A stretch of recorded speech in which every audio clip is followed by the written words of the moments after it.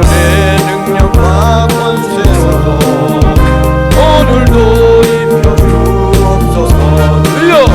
주여 성령의 은사들을 오늘도 내려 주소서. 성령의 뜨거운 불길로 오늘도 충만케 하소서. 아멘. 할렐루야. 하나님께 영광의 박수 올립니다.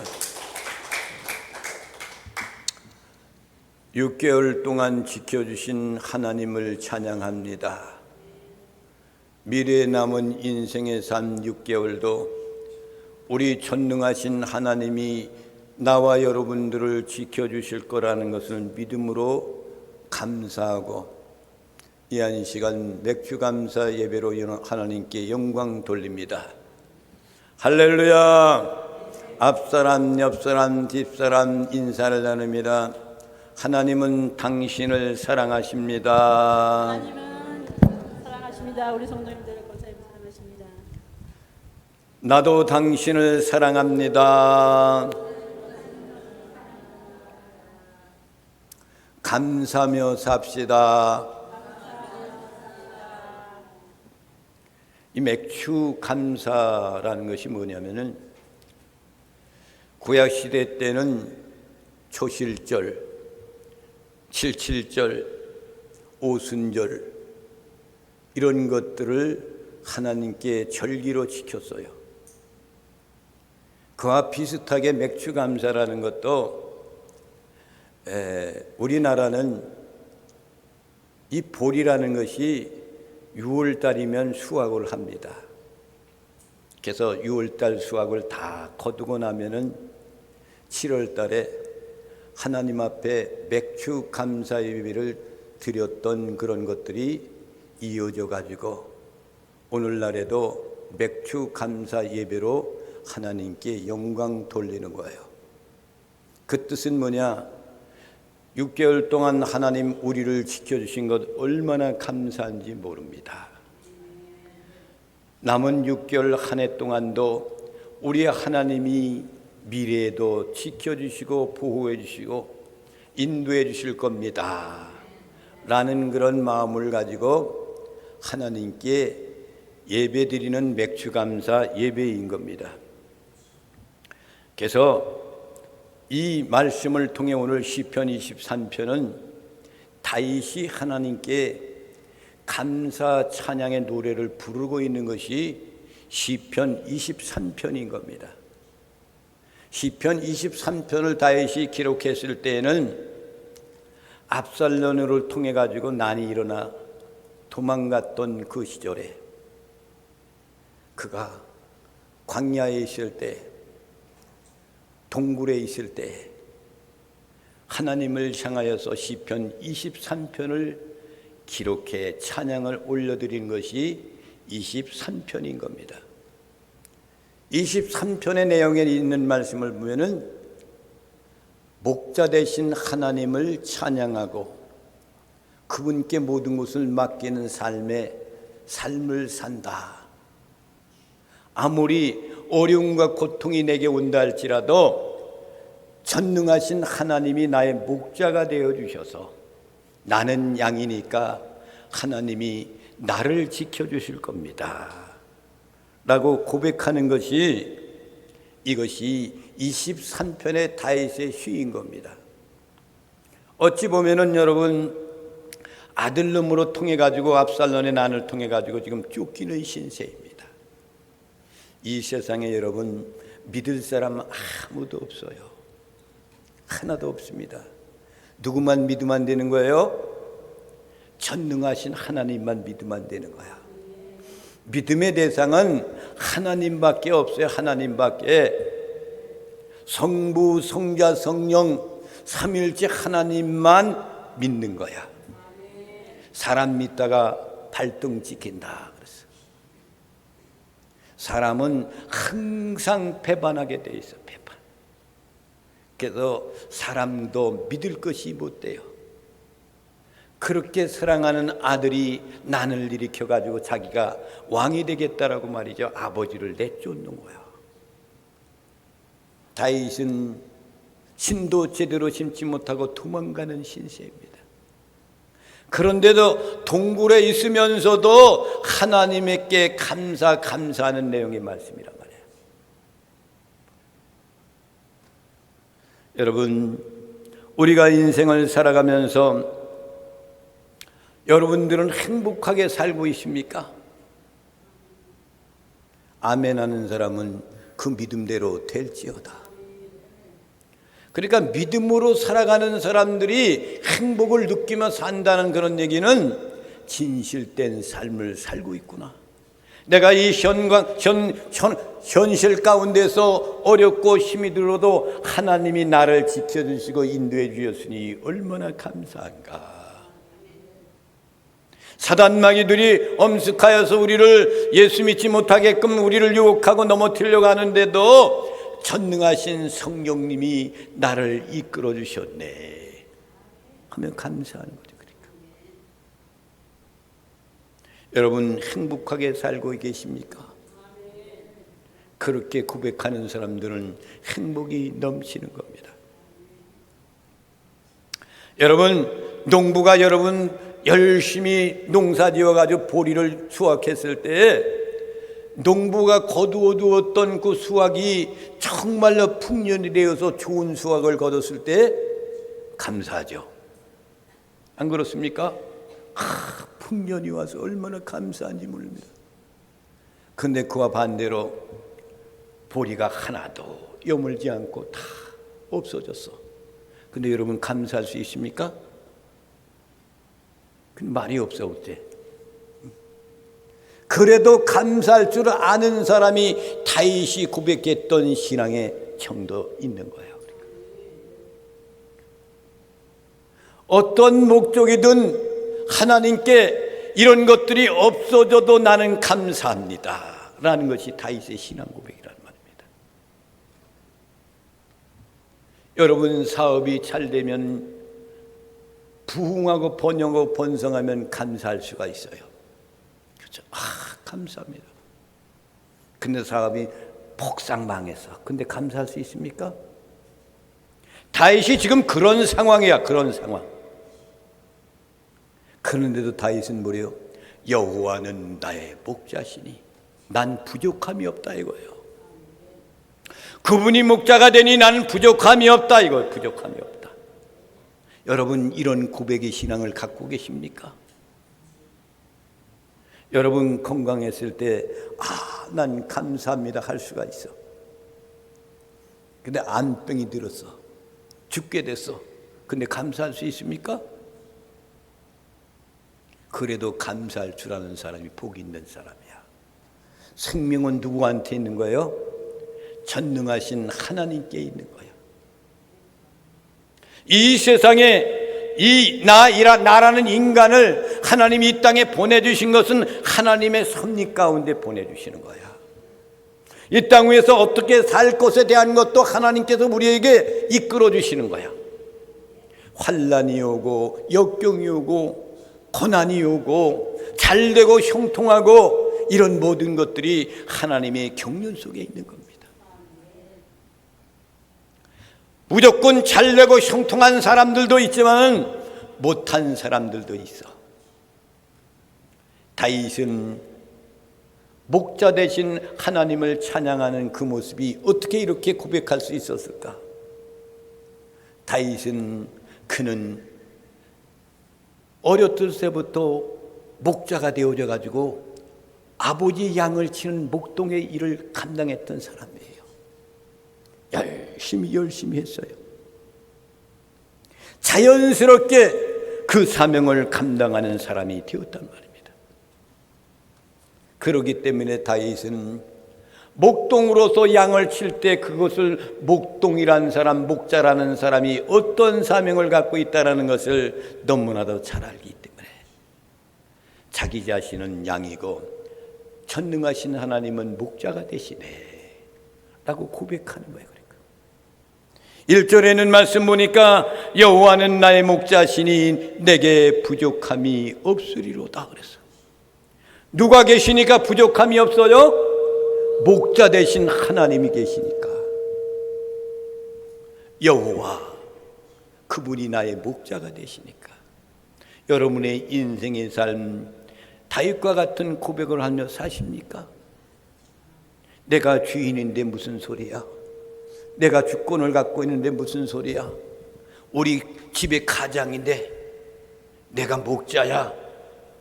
이렇게 살고 계시지 않습니까? 우리 인생의 모든 것은 목자 되신 그분이, 우리는 양이기 때문에 그분이 우리를 이끌고 먹이시고 계시는 거예요. 지금 상황 가운데 있던 다윗은 어려움 속에 있고 피난 가운데 있고, 그런데도 나는 부족함이 없다 이거예요. 이런 고백이 아무나 스스로 나올 수 있겠습니까? 그렇지 못한 것이에요. 사무엘 선지자를 통해 가지고 기름 부음 받을 때 형들과 달리하면서 들판에서 양을 치는 목동이 다윗이었습니다. 얼마 후에 다윗이 골리앗, 거인 장군 골리앗과 싸움을 하게 됩니다. 양을 치다가 형들의 아버지의 심부름 따라서 그것을 가서 보고 싸우게 되는 거예요. 골리앗과 맞서 싸울 때 출전하기 전에 사울 왕한테 다윗이 고백한 내용의 말씀이 있어요.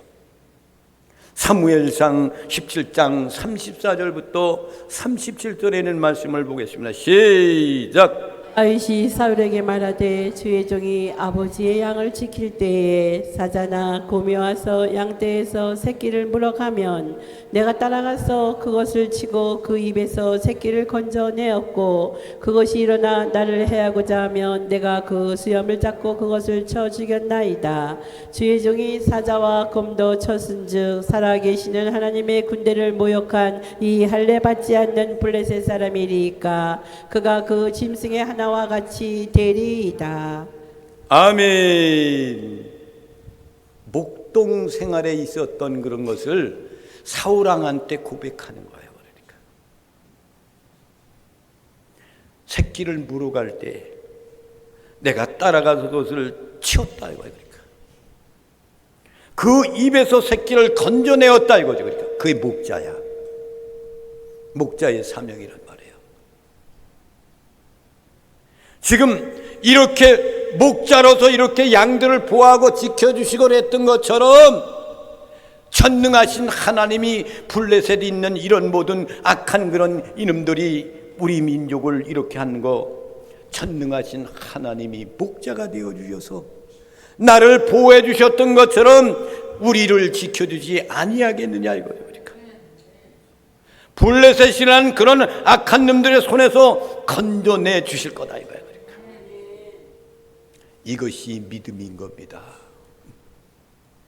그분이 지켜주실 겁니다. 보호해 주실 겁니다. 이건 믿음인 거야. 다윗은 양들의 좋은 목자였습니다. 양들을 보호하기 위해서 자신의 생명을 아끼지 않았던 목자가 다윗이었어요. 그러니까 사나운 맹수들이 달려들어도 어린 목동이 그들과 싸우는 거예요. 이게 아무나 할 수 있습니까? 못하는 거예요. 그래도 다윗은 고백합니다. 하나님에 비하면 저는 아무것도 아닙니다. 하나님 앞에서 저는 그저 한 마리 양에 불과한 것뿐입니다. 하나님, 이야말로 이 세계에서 최고의 목자가 되시는데 그분은 완전한 나의 목자가 되십니다라는 고백이에요. 이스라엘 민족들은 목축업을 하는 그런 기업을 갖고 있는 사람들이 많이 있습니다. 이 목동들은 자기 양들을 안전하게 잘 인도해서 양을 쳐야 됩니다. 그런데 양을 인도할 때 이들이 채찍을 들고 그들이 뒤에서 양들을 이끄는 것이 아니에요. 이 목자들은 양들 앞에서 먼저 그들에게 신호를 보냅니다. 다른 곳으로 이동하든 풀을 양육을 시키든 앞에 있는 모든 맹수들이 앞에 있을까 봐 그걸 지키면서 양들을 보호하고 인도하는 것이 목자들의 사명입니다. 이렇게 열심히 하지만은 인간의 양들을 지키는 인간의 목자들은 완전할 수가 없습니다. 좋은 목자라 할지라도 사람에게 어쩔 수 없이 한계라는 것이 있게 되어 있습니다. 사람이 병이 들고 늙으면 자동적으로 그만두어야 됩니다. 사람 준시나 강도들 때문에 생명의 위태람이 올 때에 양을 지키기보다는 자기 생명을 지키기 위해 도망가는 목자들도 있어요. 그런데 하나님은 다르십니다. 무슨 일이 있어도 양의 생명과 안전을 지키는 안전한 목자가 전능하신 여호와 하나님이란 말입니다. 그러므로 여호와 하나님이 다윗의 목자라는 뜻은 하나님께서 다윗을 끝까지 책임지시겠다라는 그런 결론의 말씀인 거예요. 하나님이 완전하신 목자인 것을 여러분 믿으시기 바랍니다. 그 뜻이 뭡니까? 여호와라는 그 이름 속에 그곳에 나타나 있습니다. 하나님께서 자기 이름을 여호와라 이렇게 최초에 밝힌 것은 모세가 이스라엘 백성들을 지도를 하기 위해 부르실 때 말씀해 주셨어요. 그 전까지는 주로 조상들과 함께 하셨던 전능하신 하나님이라고 이렇게 고백했습니다. 하나님 말씀 보겠습니다. 출애굽기 6장 3절에 있는 말씀입니다. 다 함께 합독하시고 큰 복을 받아 누리시겠습니다. 시작. 내가 아브라함과 이삭과 야곱에게 전능의 하나님으로 나타났으나 나의 이름을 여호와로는 그들에게 알리지 아니하였고 가나안 땅 곧 그들이 거류하는 땅을 그들에게 주기로 그들과 언약하였더니. 할렐루야. 그러니까 여호와 하나님이라는 것에 대한 것을 지금 그 전에 목자가 되기 전에 있었던 전능하신 하나님에 대한 것을 지금 설명하고 있는 거예요. 그런데 하나님께서 미디안 광야에서 가시떨그 불꽃 가운데서 모세에게 나타나서 말씀하시는 거예요. 이제부터는 자신의 이름을 여호와로 부르라. 누구의 이름을 무로 부르라고? 여호와. 이렇게 부르라고 말씀하십니다. 출애굽기 3장 14절부터 17절 말씀을 보겠습니다. 시작. 하나님이 모세에게 이르시되 나는 스스로 있는 자이니라. 또 이르시되 너는 이스라엘 자손에게 이같이 이르기를 스스로 있는 자가 나를 너희에게 보내셨다 하라. 하나님이 또 모세에게 이르시되 너는 이스라엘 자손에게 이같이 이르기를 너희 조상의 하나님 여호와 곧 아브라함의 하나님 이삭의 하나님 야곱의 하나님께서 나를 너희에게 보내셨다 하라. 이는 나의 영원한 이름이요 대대로 기억할 나의 칭호니라. 아멘. 영원한 이름이니라 그랬어. 또 그 다음 너는 가서 이스라엘의 장로들을 모으고 그들에게 이르기를 여호와 너의 조상의 하나님 곧 아브라함과 이삭과 야곱의 하나님이 내게 나타나 이르시되 내가 너희를 돌보아 너희가 애굽에서 당한 일을 확실히 보았노라. 내가 말하였거니와 내가 너희를 애굽의 고난 중에서 인도하여 내어 젖과 꿀이 흐르는 땅 곧 가나안 족속 헷 족속 아므리 족속 브리스 족속 히위 족속 여부스 족속의 땅으로 올라가게 하리라 하셨다 하면. 아멘. 여호와라는 뜻이 문자적으로 뭐냐면 나는 나다 그런 뜻이에요. 한글 성경에는 나는 스스로 있는 자라라는 그런 뜻이에요.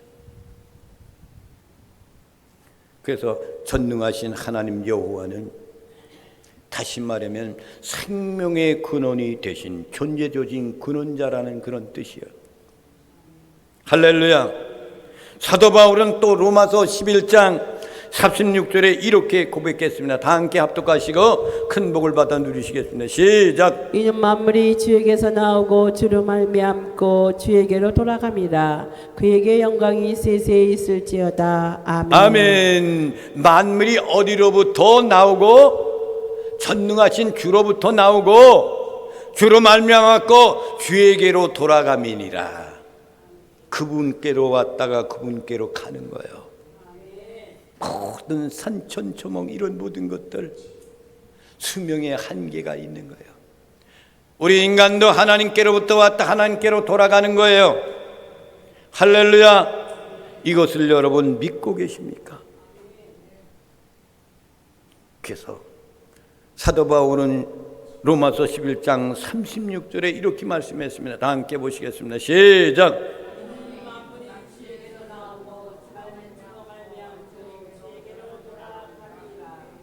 그에게 영광이 세세히 있을지어다. 아멘.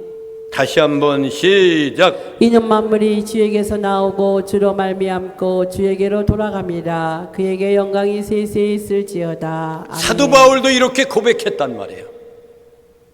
만물이 주에게서 나오고 전능하신 하나님 주님께서 나오고 그분으로 말미암아서 주께로 돌아감이니라.